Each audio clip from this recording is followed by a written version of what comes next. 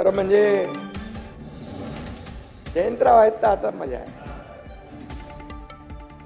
काय जयंतराव बघा, बाळासाहेब थोरात किती वेळ बाबा गेले नाही,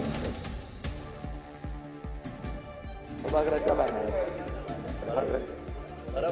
नाना वाचले 208.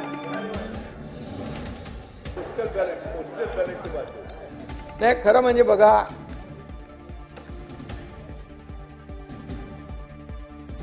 आता ईव्हीएम घोटाळा असता तर तुम्ही इथे नसताना. तुम्ही एकदा ईव्हीएम वर आरोप केले, शपथ घेणार नाही. अरे बाबा तुम्ही असं काय करता, तुमच्याबद्दल चांगलं बोलतोय.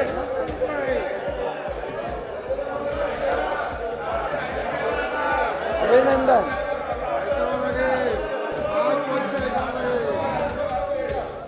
तुम्ही भाषण करताना कधी आम्ही थांबवलं का? नाना नाना कसं आहे माहिती आहे का याच्यामध्ये, नाना ही बघा काय आहे, तुम्ही रोज आम्हाला म्हणजे मीडियावर सांगता, लोकांची दिशाभूल होते. तुम्ही करत नाही, तुम्ही करता असं मी नाही म्हणत, परंतु रोज तुमच्या महाविकास आघाडीकडून होतं की नाही.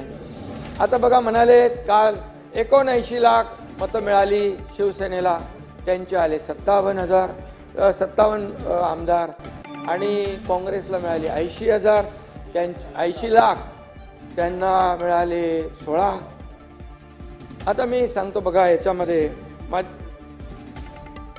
हा मग नंतर बोलू का, त्याच्यावर भाषण नंतर. आणि म्हणून तुम्हाला सांगतो लोकसभेला नाना, लोकसभेला 73,77,674 मतं मिळाली आम्हाला. किती? 73 लाख.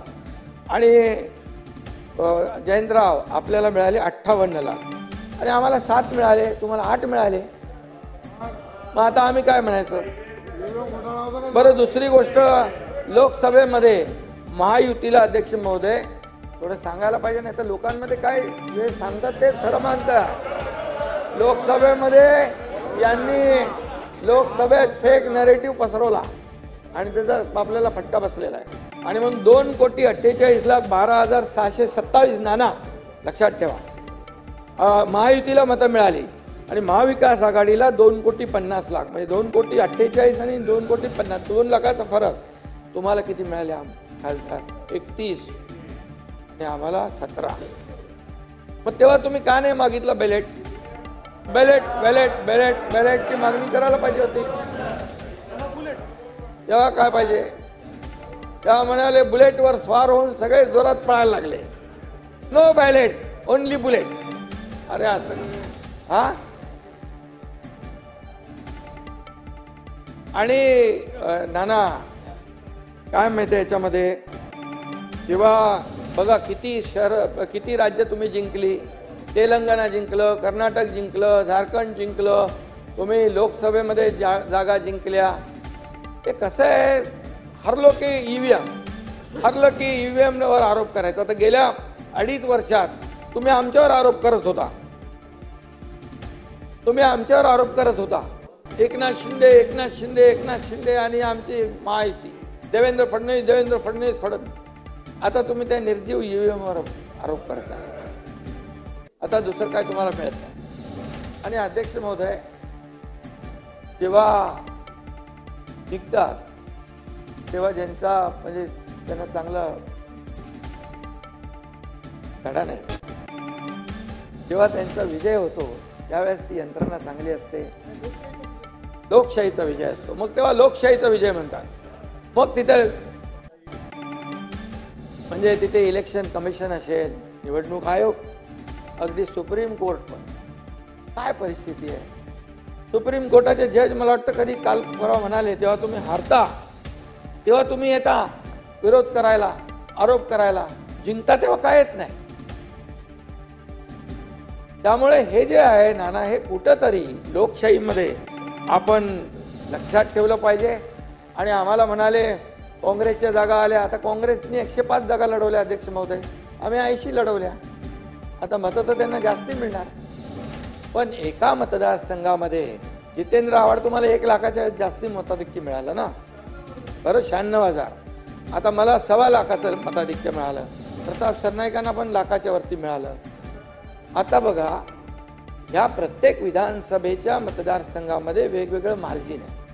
कोण 1,000 मतांनी निवडून येतो, कोण 1 लाखांनी येतो निवडून. तुम्ही ह्याचं कसं 208नी येतो, 208नी येतो, 208.